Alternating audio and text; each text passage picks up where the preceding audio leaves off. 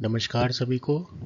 Botany lecture की series में आज हम बात करेंगे एक और बहुत इंटरेस्टिंग एल्गा कारा के बारे में। कारा एक बहुत एडवांस एल्गा माना जाता है पूरे एल्गी में, क्योंकि इसमें बहुत से ऐसे करेक्टर होते हैं जो अमूमन जो है वो एल्गी में नहीं मिलते। इसका जो पॉपुलर नेम है वो स्टोन वॉल्ट भी है और ब्रिटल वॉल्ट भी है, क्योंकि इसमें सिलिका और कैल्शियम कार्बोनेट का डिपोजिशन होता है जिसकी वजह से काफ़ी सख्त हो जाता है, तो इसको स्टोन वॉल्ट या ब्रिटल वॉल्ट भी कहते हैं। यहाँ पर आप ये फिगर देख रहे हैं कारा का, जो गेमेटोफाइट आपको दिखाई पड़ रहा है तो लगता है कि ग्रास है, तो मस्क ग्रास भी इसका एक नाम है।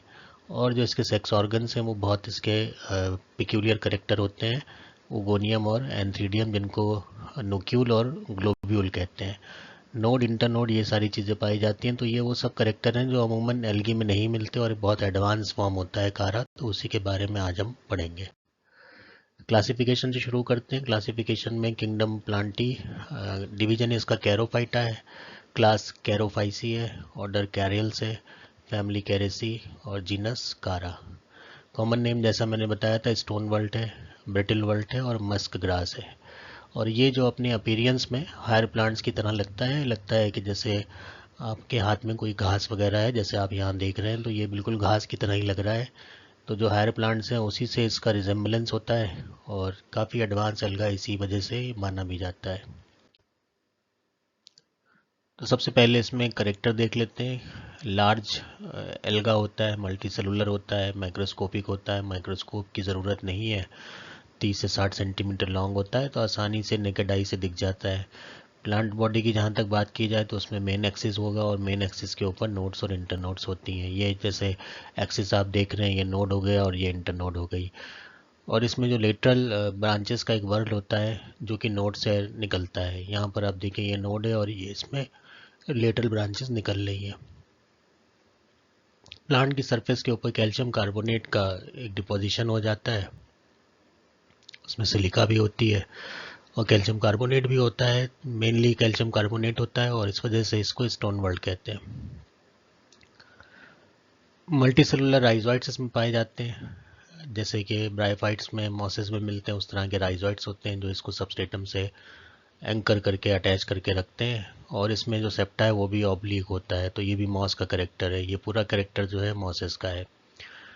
एडवांस ऑर्गेनाइजेशन दिखाता है और इसमें ये जो एल्गी है ज़्यादातर ब्रायोफाइट की तरह मिलता है, तो ये मान सकते हैं कि एक अच्छा कनेक्टिंग लिंक के तौर पर इसको हम देख सकते हैं कि एल्गी और ब्रायोफाइट कैसे एक दूसरे के साथ में आ जाते हैं और कैसे एक दूसरे से उनका मतलब एल्गी से विकास हुआ है ब्रायोफाइट्स का।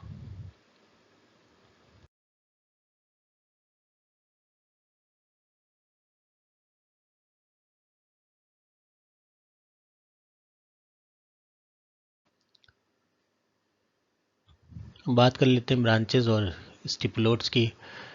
तो ब्रांचेस दो तरह की, branches of limited growth, branches of unlimited growth. तो अनलिमिटेड ग्रोथ की ब्रांचेस ये हैं, ये जो जा रही हैं और ये इस तरह से ग्रो करती रहती हैं, और इन्हीं के नोड्स के ऊपर जो है ब्रांचेस ऑफ लिमिटेड ग्रोथ बनती हैं, जो ये छोटी छोटी ब्रांचेस आप देख रहे हैं। तो ये जो है वो नोड से ही हमेशा निकलती हैं। इसी तरह से जो अनलिमिटेड ग्रोथ है वो मेन एक्सिस से निकलेंगी, जो लिमिटेड ग्रोथ है वो मेन एक्सिस से भी निकल सकती हैं, और जो ब्रांच है अनलिमिटेड ग्रोथ की उससे भी निकल सकती हैं। तो दो तरह की ब्रांचिंग हो गई। इसके अलावा एक और स्ट्रक्चर इसमें मिलता है स्टिपुलोड, जो कि यूनिसेलुलर आउटग्रोथ होती हैं। तो ध्यान ये रखना है कि यूनिसेलुलर आउटग्रोथ होती हैं और ये जो लोअर नोड्स हैं ब्रांचलेट्स की, वहाँ से निकलती हैं, जो कि ब्रांचेज ऑफ लिमिटेड ग्रोथ कहलाती हैं। अब ये जो नंबर है स्टिपुलोड्स का, वो जो है वो हर नोड के ऊपर अलग अलग भी हो सकता है। कुछ एक में सिंगल होता है नंबर, कुछ में डबल होता है, तो यूनि स्टिपुलोट होता है और बाई स्टिपुलोट होता है। यूनि स्टिपुलोट का सबसे अच्छा एग्जांपल है कारा न्यूडा, उसके अलावा कारा ब्राउनी है, कारा कोरोलाइना है। और बाई स्टिपुलेट का जो एग्जांपल है वो कारा कॉन्ट्रेरिया है, कारा टोमेंटोसा है, कारा बाल्टिका है। और इसके हिसाब से इसी के आधार पर अगर हम क्लासिफिकेशन करें तो इसमें हैप्लोस्टिफनस और डिप्लोस्टिफनस दो कंडीशन पाई जाती हैं। तो कुछ एक इसमें जो है जिसमें सिंगल होता है वो हैप्लोस्टिफनस में चले जाते हैं, जिसमें डबल स्टिपुलोड होता है दो होते हैं उसमें डिप्लोस्टिफनस में चले जाते हैं। तो ये आपको सिर्फ एक याद के लिए रखना है कि स्टिपुलोड्स क्या होते हैं। ये यूनिसेलुलर आउटग्रोथ होती हैं, जो कि जो ब्रांचेस ऑफ लिमिटेड ग्रोथ हैं उनसे निकलती हैं, और उन्हीं के आसपास में उसी नोड से जहाँ से ये निकलते हैं उसी नोड से ज़्यादातर केसेस में जो है वो सेक्स ऑर्गन जो ग्लोब्यूल और न्यूक्यूल है वो भी निकलते हैं। तो अब बात करते हैं रिप्रोडक्शन की। रिप्रोडक्शन में सेक्सुअल रिप्रोडक्शन बहुत रेयर है और ज़्यादातर स्पीशीज़ में एब्सेंट ही होता है। वेजिटेटिव रिप्रोडक्शन मिलता है अलग अलग स्पीशीज़ में, कुछ एक में एमाइलम स्टार से मिलता है, जो कि एमाइलम स्टार यहाँ आप देख रहे हैं स्टार शेप स्ट्रक्चर है, स्टार से भरा होता है, स्टार्च से। उसके अलावा बल्बिल्स होते हैं जो स्मॉल ट्यूबर लाइक आउटग्रोथ होती हैं, और ये जो है वो नोड से या फिर राइजोइट के आसपास निकलते हैं। इसके अलावा प्रोटोनीमा लाइक फिलामेंट्स होते हैं, तो ये जैसे आप यहाँ पर देख रहे हैं प्रोटोनीमा लाइक फिलामेंट्स हैं, और ये जो फिलामेंट्स हैं जुवेनाइल स्टेज में होते हैं, और जब फ्रेगमेंट्स वगैरह बन जाते हैं तो उसी में प्रोटोनीमा बनने लगती है और फिर आगे चलकर पूरा एक स्ट्रक्चर एल्गी का स्ट्रक्चर बन जाता है। इसके अलावा सिंपल फ्रेगमेंटेशन होता है, तो जो भी पार्ट हैं जो टूट जाते हैं और कंडीशन बहुत अच्छी है, फेवरेबल है, तो वहाँ पे जो टूटे हुए पार्ट हैं वो एक नया जो थैलस है कारा का वो बना सकते हैं। तो ये 4 तरीके होते हैं वेजिटेटिव रिप्रोडक्शन के। इसमें जो ज़्यादातर हमें याद रखना है माइलम स्टार, ये सवाल आता रहता है अलग अलग कंपटीशन में। अब बात करते हैं सेक्सुअल रिप्रोडक्शन की। सेक्सुअल रिप्रोडक्शन ही इसमें ज़्यादातर कॉमन होता है और वही करेक्टरिस्टिक भी इसका होता है। इसमें ओगेमस टाइप का होता है जो कि एडवांस टाइप होता है। प्लांट जो है यूजुअली मोनोशियस होते हैं, और जो दोनों ही ऑर्गन्स हैं जो मेल और फीमेल वो एक ही जो थैलस है उस पर ग्रो करते हैं, और बहुत कम स्पीशीज़ हैं जो कि डायोशियस है जिसमें मेल अलग और फीमेल अलग है। तो जो मेल ऑर्गन होता है उसे ग्लोब्यूल कहते हैं, जिसको हम अमूमन जो नॉर्मली हम बोलते हैं तो एंथीडियम कहते हैं, लेकिन यहाँ पर ग्लोब्यूल कहते हैं क्योंकि ये ग्लोब लाइक स्ट्रक्चर गोल गोल होता है। यहाँ पर भी आप ये देख रहे हैं, ये रेड कलर का जो दिख रहा है, ऑरेंज रेड, और ये जो है वो एक large spherical orange red colour की बॉडी होती है जिसमें शील्ड सेल से ये सराउंड होता है, और इसके अंदर जो है वो बाईफ्लैजिलेटेड एंथ्रोजॉइड से उनका प्रोडक्शन होता है, और बहुत से एंथ्रोजॉइड इसमें बनते हैं, आउटपुट जो है बहुत ज़्यादा होता है। वहीं अगर फीमेल ऑर्गन की बात करें तो उसे न्यूक्यूल कहते हैं यहाँ पर, हालांकि होता वो ओगोनियम ही है, और ये न्यूक्यूल भी बहुत करेक्टरिस्टिक शेप का होता है इस तरह से, और इसके ऊपर एक क्राउन लाइक स्ट्रक्चर होता है जिसे कहते हैं कोरोना। और ये सब जो है ये सेकेंडरी लेटरल्स हैं या स्टिपुलोड्स हैं, वो यहाँ पर मिलते हैं इसके आसपास। तो एपिकल सेल जो होती हैं, जो ट्यूब सेल्स होती हैं, जैसे इसमें क्या होगा कि इस तरह से ट्यूब सेल्स इसको कवर करके रखती हैं, और इनके जो ट्यूब सेल्स के जो फ्री पोर्शन है वो ऊपर जाकर एक साथ आ जाते हैं, हालांकि फ्री रहते हैं, आपस में जुड़ते नहीं हैं, और एक क्राउन लाइक स्ट्रक्चर बनाते हैं, उसको कोरोना बोलते हैं। तो ये बॉडी हो गई जो ट्यूब सेल से लिपटी हुई है, और ये ट्यूब सेल्स के छोर हो गए, तो उसको कोरोना कहते हैं या क्राउन कहते हैं। दोनों ही जो सेक्स ऑर्गन्स हैं ये काफ़ी बड़े होते हैं, और इसको भी आप नेकेड आई से देख सकते हैं, माइक्रोस्कोप की ज़रूरत नहीं पड़ती। अब देखते हैं कि डेवलपमेंट ग्लोब्यूल का कैसे होता है। तो उसमें कोई भी जो एपिकल सेल है उसके अंदर डिवीजन होते हैं, और ऊपर की सेल जो है एंथ्रीडल इनिशियल बन जाती है, उसमें आप देखेंगे एक बार ये ट्रांसफर डिवीजन वर्टिकल डिवीजन हुआ, फिर उसके बाद उसमें ट्रांसफर डिवीजन होता है, ये 4 हो गई। इस तरह से ये बढ़ती चली जाती है, बढ़ते बढ़ते एक स्ट्रक्चर ऐसा बनता है कि वो लगभग ये शक्ल ले लेता है। अब इसमें ये बाहर की तरफ जो होती हैं ये शील्ड सेल्स हैं, मेनुब्रियम है, और मेनुब्रियम के ऊपर प्राइमरी कैपिटुलम, सेकेंडरी कैपिटुलम वो पाई जाती है, उसके बाद चेन ऑफ एंथीडिया होती है। तो ये मेनुब्रियम आप देख रहे हैं, ये प्राइमरी कैपिटुलम है, इसके ऊपर सेकेंडरी कैपिटुलम है, और उसके बाद ये चेन ऑफ एंथीडिया है जो कि एंथ्रोजॉइड बनाती है। एंथ्रोजॉइड इस तरह के बाईफ्लैजिलेटेड होते हैं, और ये जो फिलामेंट होता है एंथीडल फिलामेंट, उसका एक इनलार्ज पोर्शन है जिसके अंदर आप डेवलपमेंटल स्टेज देखते हैं एंथ्रोजॉइड बनने की। तो यहाँ पर ये शुरू हो रहा है, यहाँ पर लगभग ये बन चुका है, और इसको अगर हम एक दूसरे व्यू में देखें तो हमें इस तरह से दिखाई पड़ेगा कि ये एक स्ट्रक्चर है मेनुब्रियम, उसके ऊपर कैपिटुलम सेल्स हैं प्राइमरी, उसके ऊपर सेकेंडरी कैपिटुलम, और उसके ऊपर ये फिलामेंट्स ढेरों निकले होते हैं। तो एक जो सेकेंडरी कैपिटुलम है उससे 2 अक्सर निकलते हैं, तो जो एंथ्रोजॉइड का आउटपुट है वो बहुत ज़्यादा होता है इसमें। वहीं अगर देखें डेवलपमेंट ऑफ न्यूक्लियोल का, तो इसमें भी वही होता है कि एक जो सेल है वो गोनियल इनिशियल बना लेती है, उसके बाद उसमें डिवीजन होते हैं। तो डिवीजन जो है लगातार होते रहते हैं जब तक कि एक ऐसा स्ट्रक्चर बनने की स्टेज ना आ जाए जहाँ पर हमें इस तरह से ओगोनियम दिखे, जिसको हम न्यूक्लियोल कहते हैं। तो इसमें ये एक्सेल हो गया। इसके अलावा ये बाहर की तरफ जो आपको दिख रही है ये सब जो है वो शील्ड सेल ट्यूब सेल्स हैं। और ट्यूब सेल्स के अलावा इसमें नीचे की तरफ स्टॉक सेल है और नीचे उसके भी नीचे पेडिसिल है। तो ये पूरा एक स्ट्रक्चर है, काफ़ी बड़ा स्ट्रक्चर होता है। और जो ये ट्यूब सेल्स होते हैं इन्हीं के एंड आकर यहाँ पर फ्री फॉर्म में एक साथ इकट्ठा हो जाते हैं, उनको कहते हैं कोरोनल सेल्स। तो ये ऐसे तो ये एलएस में दिख रहा है, लेकिन जब पूरा कंप्लीट होता है तो ये सारा ऊपर से घिरा हुआ होता है, हमें अंदर का कुछ नहीं दिखता है। जैसा कि अभी आपने इससे पहले वाले फिगर में देखा था जहाँ ग्रीन कलर का न्यूक्लियोल दिख रहा था। यहाँ पर आप देख सकते हैं कि ये न्यूक्लियोल है, ये कोरोनल सेल्स हैं जिस जो कोरोना बना रही हैं। ये स्टिपुलोट्स है और उसके बाद ये ग्लोब्यूल है। ये ग्लोब्यूल हो गया, ये न्यूक्लियोल हो गया, ये ट्यूब सेल्स हो गई, ये कोरोनल सेल्स हो गई। यहाँ पर आप देख सकते हैं ये शील्ड सेल्स हैं। शील्ड सेल्स के अंदर ये पूरा स्ट्रक्चर है जिसमें मेनुब्रियम होगा, प्राइमरी कैपिटुलम होगा, सेकेंडरी कैपिटुलम होगा, जो कि एंथ्रोजॉइड बनाएगा। जब एंथ्रोजॉइड बन जाते हैं तो एंथ्रोजॉइड रिलीज हो जाते हैं, ये खुल जाते हैं। जो शील्ड सेल्स वगैरह हैं ये इसमें रप्चर होता है और ये खुल जाता है, पूरा ग्लोब्यूल है वो खुल जाता है।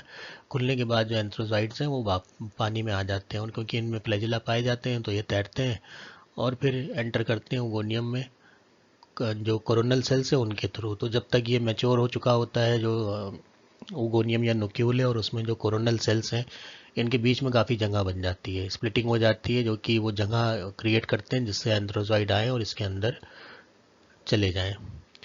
तो फर्टिलाइजेशन होता है और उसमें फिर जो एक एंथ्रोजॉइड है वो एग को फर्टिलाइज करेगा और जाइगोट का फॉर्मेशन होता है। और ये जाइगोट जो है वो एक थिक वॉल बना लेता है और रेस्टिंग स्टेज में आ जाता है, जिसे हम कहते हैं ओस्पोर। तो सब कुछ यहीं पर हो जाता है, इसीलिए मनुष्य कंडीशन पाई जाती है ताकि ये दोनों चीज़ें बहुत आसपास हो, यहाँ से जो है मेल एंथ्रोजॉइड बने और यहाँ तक पानी के ज़रिए पहुँच जाए। अब वो स्पोर बन गया, उसका जर्मिनेशन जब होता है तो उसमें भी देखेंगे ये तो थिक वॉल से घिरा हुआ पूरा वो स्पोर है। अब इसमें भी डिप्लॉयड न्यूक्लियस है, क्योंकि इसमें मेल फीमेल जो न्यूक्लियाई थे वो दोनों कंबाइन होकर डिप्लॉयड न्यूक्लियस बनता है। ये बाहर की तरफ आप वॉल देख रहे हैं, ऑर्नामेंटेड वॉल होती है। उसके बाद इसमें मियोसिस होगी और ये 4 हैप्लॉयड न्यूक्लियाई बनते हैं, जिसमें से 3 तो डिजनरेट हो जाएंगे और एक जो है वो फंक्शनल रहेगा। और उसमें भी फिर डिवीजन होगा, जो फंक्शनल होगा उस सेल के अंदर डिवीजन होगा और एक जो है वो राइजोइडल इनिशियल सेल बनेगी। और ये ऊपर की तरफ जो प्रोटोनिमल टाइप की सेल है वो बनेगी। उसके बाद इसमें ग्रोथ होती रहेगी और ग्रोथ होते होते नीचे की तरफ राइजोइड्स बन जाएंगे, ऊपर की तरफ ये जो प्रोटोनिमल सेल बनती है वो और ग्रोथ करेगी, डिवीजन में जाएगी और उसके बाद उसमें नोड्स और इंटरनोड्स बनना शुरू हो जाते हैं।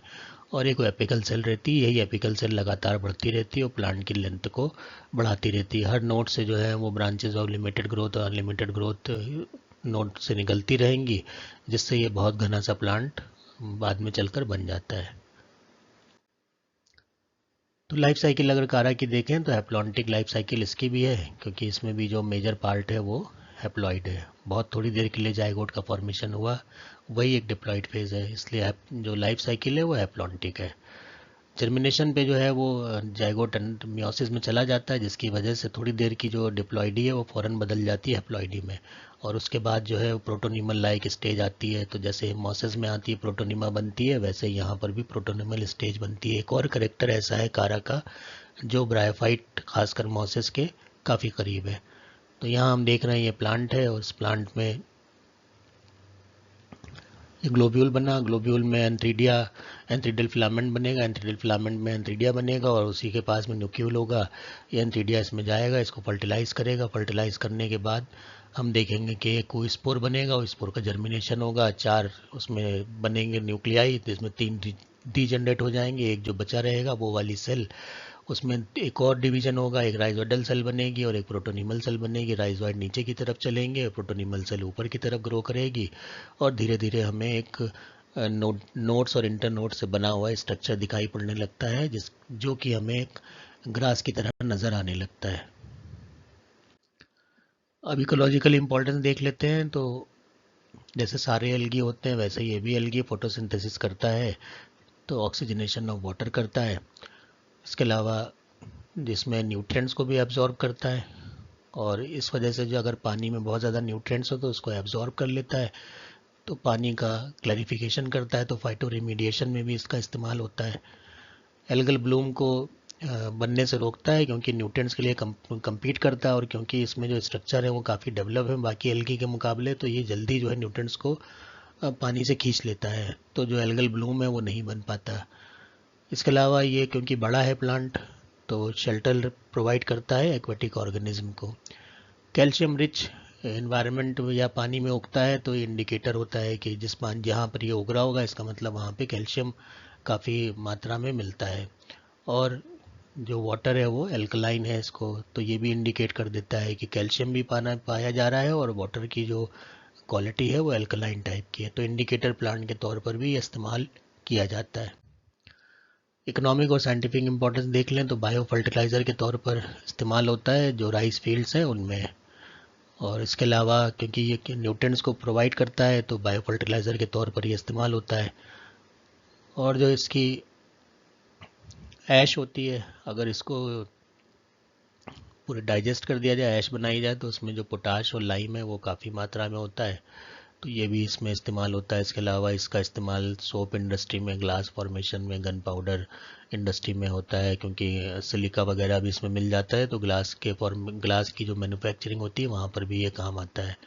वेस्ट वाटर ट्रीटमेंट में काम आता है, तो फाइटो रिमेडिएशन का काम जो महत्वपूर्ण काम है वो भी करता है। और इसको अगर हम एवोल्यूशनरी हिसाब से देखें तो बहुत क्लोज है ये लैंड प्लांट्स जो ब्रायोफाइट्स हैं उनके बहुत क्लोज मिलता है। और नोड्स इंटरनोड्स जो हैं वो तो एक तरह से जो टेरिडोफिटिक करेक्टर है वो पाए जाते हैं। इक्विसिस्टम में जिस तरह का नोड्स इंटरनोड्स होती हैं वैसे इसमें भी होती हैं, तो बहुत एडवांस करेक्टर शो करता है।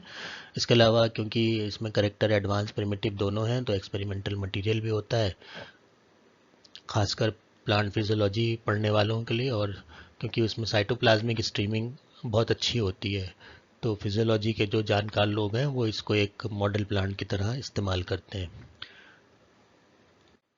तो ये बात हो गई कारा की, और मुझे उम्मीद है कि इसमें आपको काफ़ी अच्छी जानकारी मिली होगी। इसके अलावा भी अगर आपका कोई सवाल है तो आप कमेंट में लिख दीजिए, और इसी तरह से वीडियो को देखते रहिए जो आपके ज्ञानवर्धक वीडियो हैं जिसमें बॉटनी के बारे में आपको पता चलेगा। वीडियो पसंद आया हो तो लाइक कीजिए, कमेंट कीजिए, शेयर कीजिए और सब्सक्राइब कीजिए। धन्यवाद, मिलते हैं अगले वीडियो में।